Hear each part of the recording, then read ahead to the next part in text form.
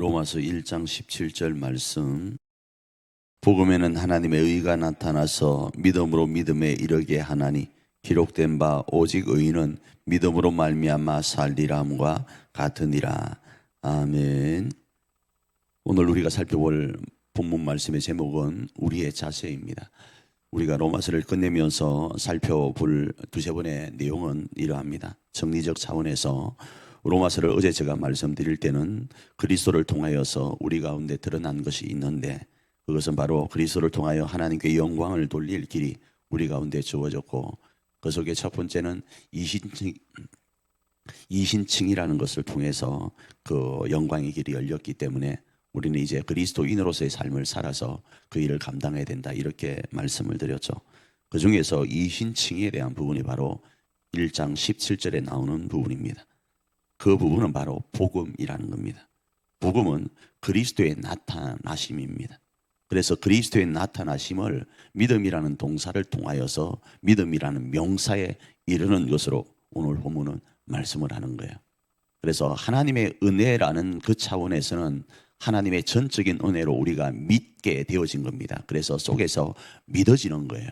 믿어지는데 이 현상이 우리 가운데 적용될 때는 믿어지는 것과 함께 우리가 믿어야 된다는 겁니다. 그래서 하나님이 우리 가운데 은혜를 베푸셔서 믿어지게 할 그때에 순종함으로 믿는 겁니다. 내가 예수님을 믿어야 되겠다라는 성령의 감동하심이 있을 때 그걸 믿으면 되는데, 환경과 여건과 조건과 수만 가지를 따지면서 내일부터 믿어야 되겠다, 이건 또 아니지 않냐, 이러저러한 것으로 인해서 그 믿음으로 나아가지를 못하는 거예요. 그러면 믿음으로 나아가지 못하면 믿음에 이르지 못하게 됩니다. 믿음으로 나아가지 못하여서 믿음에 이르지 못하면 의인으로서의 삶을 본문은 살 수 없게 되는 거예요.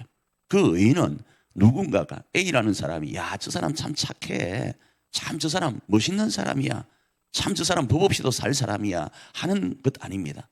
A라는 사람은 그렇게 이야기할지 모르지만 B라는 사람은 내가 저 사람을 경험해 보니 저 사람은 아니야 라고 할 수도 있잖아요. 그렇지 않습니까? 그런데 이 의인이라는 것은 사람의 정의가 아니라 하나님의 정의라는 거예요. 그것도 재판장 대신 심판주 대신 하나님이 저 사람은 의롭다고 여겨줄 만한 사람이야 라고 인정하는 존재가 되어진다라는 겁니다. 어떻게 하면요? 믿음이라는 동사로 믿음에 이르면요. 그래서 오늘 이 믿음이라는 것을 구원과 연결시켰을 때에는 우리가 예수님을 그리스도로 고백하는 거예요. 그런데 이 믿음은요, 그리스도를 고백하는 것과 연결되어질 뿐만 아니라 우리가 일상을 살아가는 데 있어서 이 믿음의 법칙은 너무나도 중요하게 작동되어집니다.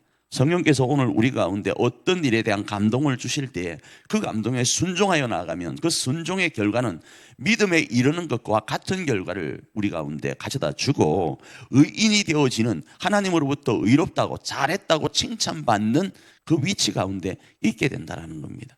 그래서 오늘 우리가 우리의 자세라는 제목으로 첫 번째 부분을 살펴보고 있지만, 이신칭에 대한 부분을 살펴보고 있지만, 어쩌면 이것은 그리스도인으로서 어떻게 살아야 될지에 대한 내용도 포함하고 있는 것으로 이해할 수 있는 거죠. 그래서 이 말씀을 오늘 우리 삶에 로마서를 정리하면서 적용해 보면 우리는 믿음으로 믿음에 이르러야 됩니다. 우리 교회를 향한 하나님의 계획하심이 계셔서 우리에게 감동하실 때 그것을 믿고 순종하려는 마음이 생길 때 순종해 가는 거예요. 믿고 나아가는 거예요. 우리 가정을 세우는 데 있어서 오늘 나에게 주어지는 성령의 감동하심이 있으면, 그리스도를 믿는 믿음 안에서 오늘 이 삶을 위한 성령의 감동하심이 있으면 그 감동하심에 순종하면서, 내 마음과 내 생각과 내 환경은 그렇지 않는다 할지라도 순종하면서 나아가면 그 순종은 믿음에 이르게 되고 하나님으로부터 의롭다 칭찬받고 잘했다 칭찬받는 일이 되어짐을 기억하고 그 삶을 적용하면서 오늘 하루를 승리해가는 저와 여러분 되기를 축복합니다.